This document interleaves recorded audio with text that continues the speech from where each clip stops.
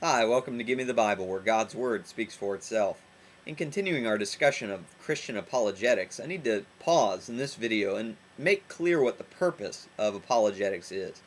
The purpose of apologetics is not to prove that God exists or to prove that the Bible is God's Word. The truth is, those things can't be proven. In fact, if they were proven, then there wouldn't be any need for faith at all.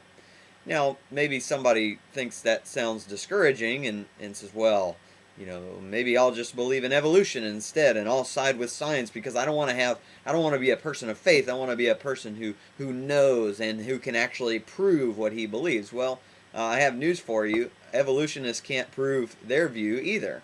Okay, you can't put evolution in a test tube because, again, they're claiming massive genetic changes across species and really development into new species over billions, maybe even trillions of years. That just can't be tested. I'm sorry. They can prove microevolution, and that's fine because that really is a fact that really does exist. But what they can't prove is macroevolution, which is what really gives them problems because they can't.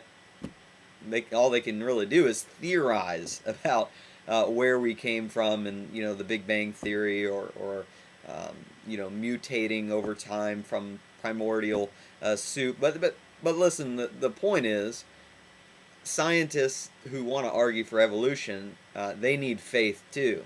Okay, they may not want to admit it, but they can't prove it, and so they need faith as well. So the point of Christian apologetics is to take all the evidence and really, to borrow from court language, to prove beyond a reasonable doubt, okay, that God exists and that the Bible really is God's Word. Okay, again, to prove something is to absolutely know it for sure. I can see it; it's right here. It's in front of me. Boom.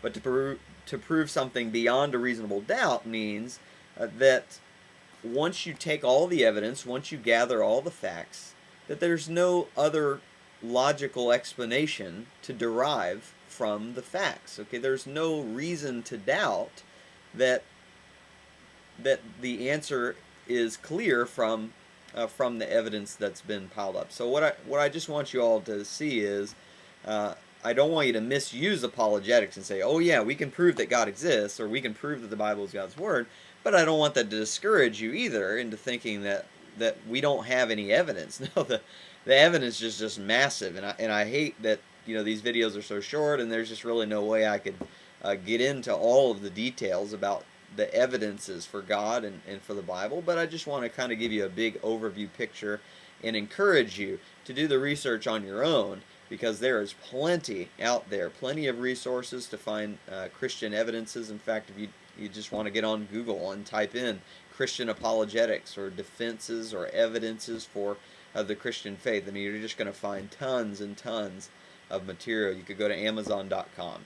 Lots of books out there just devoted to this study. In fact, there's many people who set out to prove Christianity wrong and ended up being converted. One of those was C.S. Lewis. Okay, you know him for his Chronicles of Narnia series, but he also has written many, many religious books as well, because, well, he was one of those skeptics who said, well, this just can't be true, this is horrible, the Bible's made up, all this is false, and he went out to prove that wrong, and ended up finding that actually the evidence was so mountainous that it was proven for him beyond a reasonable doubt. And I hope that that's exactly what you'll find in your studies. I hope that's clear and helpful, and Lord willing, I'll see you next time.